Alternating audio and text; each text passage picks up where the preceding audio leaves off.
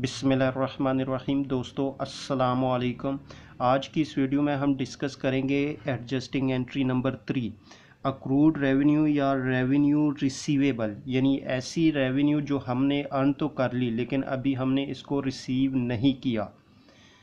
तो इसको हम डिस्कस करते हैं। The revenue which we have earned are which has become due in current year but has not been received in cash within current year, यानी ऐसी revenue, ऐसी income जो हमने कमा ली है लेकिन अभी हमने उसको करंट ईयर में रिसीव नहीं किया।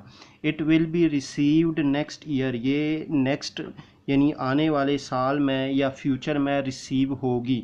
सच revenue is known as accrued revenue, और ऐसी रेवेन्यू को हम अक्रूड रेवेन्यू कहते हैं या रेवेन्यू रिसीवेबल कहते हैं। अब हम इसको एक एग्जांपल से समझने की कोशिश करते हैं।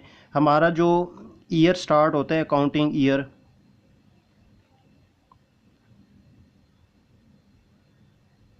वो स्टार्ट होता है जनवरी, 1 जनवरी से टू 31 दिसंबर। यानी ये जनवरी से स्टार्ट होता है और दिसंबर में 31 दिसंबर को हमारा अकाउंटिंग ईयर जो है वो क्लोज़ हो जाता है। अब हमने किया क्या, हमने एक बिल्डिंग दी है रेंट पे। जनवरी में हमने बिल्डिंग दी रेंट पे और उसका जो रेंट है पर मंथ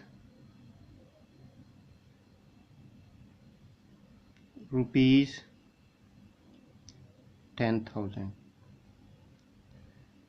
अब हुआ क्या कि हमने जो है जनवरी से लेकर दिसंबर तक जो हमने रेंट रिसीव करना था वो हमने रिसीव करना था 1,20,000, यानी 10,000 को मल्टीप्लाई बाय 12, तो ये हमारे पास 1,20,000 टोटल रेंट ऑफ बिल्डिंग। लेकिन हुआ क्या कि हमने जो रेंट रिसीव किया वो हमें 11 महीनों का रेंट रिसीव हुआ, यानी हमें जो रेंट रिसीव हुआ वो 11 मंथ का रिसीव हुआ। तो 12वें मंथ का जो दिसंबर का रेंट है वो हमारा रेंट अर्न तो हो गया, महीना दिसंबर का क्लोज़ हो गया, लेकिन अभी हमने रेंट जो है वो रिसीव नहीं किया। यानी जो रेंट है वो क्या है, वो हमारे लिए रिसीवेबल है, वो हमारी इनकम है, रेवेन्यू है, वो हमारे लिए रिसीवेबल है। अब जब भी आपका कोई भी रेंट या कोई भी इनकम हो, कोई भी इनकम या रेवेन्यू जो आपने अपने करंट ईयर में, करंट ईयर ये है कि देखिए हमारा जनवरी से लेकर दिसंबर तक जो है ये हमारा करंट ईयर है। अगर इस करंट ईयर में हम जो चीज़ रिसीव करेंगे ठीक है, अगर रिसीव नहीं करेंगे तो वो हमारे लिए रिसीवेबल हो जाएगा।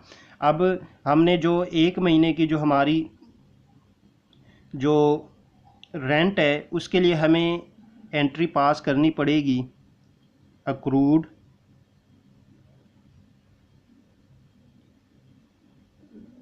रेवेन्यू, वो हमारे पास होगा 10,000, डेबिट हो जाएगा। और यहाँ पे हमारे पास जो रेंट अकाउंट हमारे पास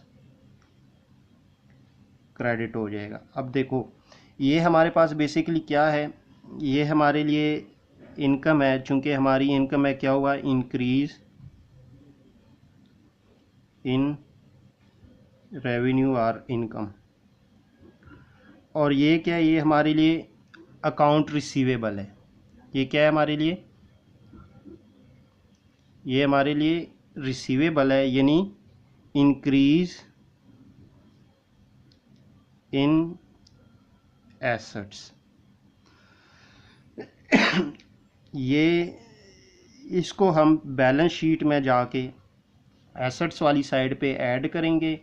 और ये जो हमारी इनकम है, बेसिकली ये जो अक्रूड इनकम है या इनकम रिसीवेबल, इसको हम जाके अपने प्रॉफिट एंड लॉस अकाउंट में जो हमारी इनकम होगी उसमें हम अक्रूड इनकम को ऐड कर लेंगे। अब कैसे करेंगे,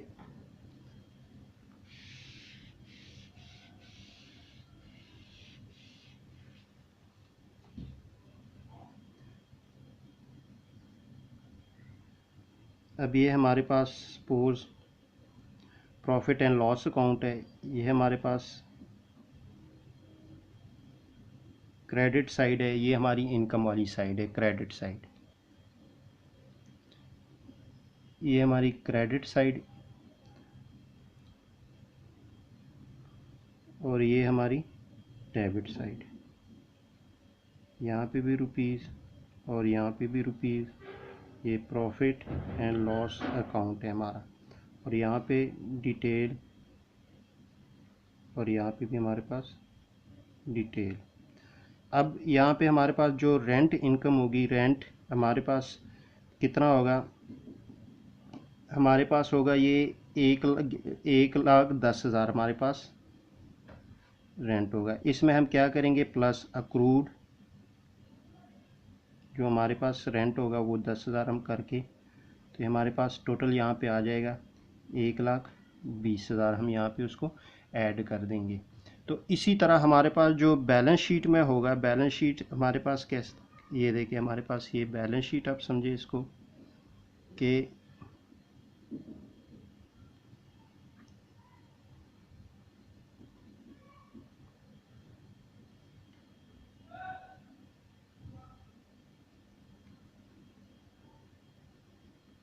ये मेरे पास बैलेंस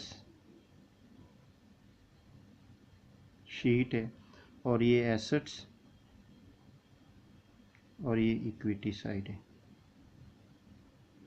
यहाँ पे भी रुपीज़ और यहाँ पे भी रुपीज़, और यहाँ पे मेरे पास जो होगा अक्रूड इनकम। चूँकि ये मेरे लिए एसेट्स है इसलिए मैं इसको अक्रूड इनकम यहाँ पे लिख लूँगा, और 10,000 रुपये मैं यहाँ पे ऐड कर लूँगा।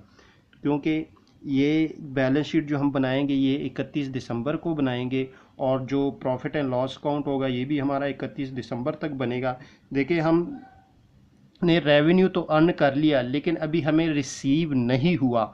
हमारे लिए क्या है, वो रिसीवेबल है। हमेशा जो भी चीज़ आपकी रिसीवेबल होगी वो जब आप बैलेंस शीट में उसको रिकॉर्ड करेंगे तो वो आपके लिए एसेट्स होगा। और आप जो रेवेन्यू आपने अर्न की है, क्योंकि यहाँ पे हमारे पास जो है डबल एंट्री सिस्टम है, इसका डबल इफ़ेक्ट होगा। तो एक चीज़ जो है हमारे पास एसेट्स वाली साइड पे चली जाएगी, और दूसरी चीज़ जो है, दूसरा जो उसका इफ़ेक्ट होगा वो प्रॉफिट एंड लॉस अकाउंट में हमारी जो इनकम होगी, रेंट इनकम, उसमें हम उसको ऐड कर लेंगे। आपके पास कोई भी इनकम होगी उससे कंसर्न आप जो है अपनी जो अक्रूड आपकी रेवेन्यू या इनकम हो आप उसमें ऐड कर लेंगे। अब जैसे ही नेक्स्ट जब आपका ईयर स्टार्ट होगा, जैसे ही जनवरी स्टार्ट होगा तो आप क्या कर लेंगे, आप जो है इस जो हमने एंट्री पास की थी, बेसिकली हमने एंट्री पास की थी अक्रूड रेंट अकाउंट, और फिर हमने रेंट अकाउंट को, यानी ये हमने 31 दिसंबर को जो हमने एंट्री पास की थी वो हमारे पास था अक्रूड रेवेन्यू अकाउंट, कितना था 10,000 रुपये, और यहाँ पे हमारे पास रेंट अकाउंट था वो भी 10,000 रुपये। ये तो 31। जैसे ही आपके पास जनवरी स्टार्ट होगा, जनवरी का मंथ, तो आप क्या करेंगे, आप इस एंट्री को उलट कर लेंगे, ये रिवर्स हो जाएगी। यानी आप देखिए रेंट अकाउंट को आप क्या कर लेंगे, यहाँ पे 10,000 से डेबिट कर देंगे, और यहाँ पे आपके पास जो अक्रूड है वो आपके पास ऑटोमेटिकली रेवेन्यू जो आपके पास होगी आप उसको यहाँ से जाके क्रेडिट कर देंगे। तो इस तरह आपकी जो ये एंट्री होगी ये ऑटोमेटिकली आपकी एंट्री रिवर्स हो जाएगी, और ख़ुद ब खुद ये जाके एडजस्ट हो जाएगी आपकी एंट्री। तो आप इस तरह जितनी भी आपकी जो है अक्रूड रेवेन्यू या रेवेन्यू रिसीवेबल हो तो आप उसको जाके इस तरह उसको रिकॉर्ड कर सकते हैं।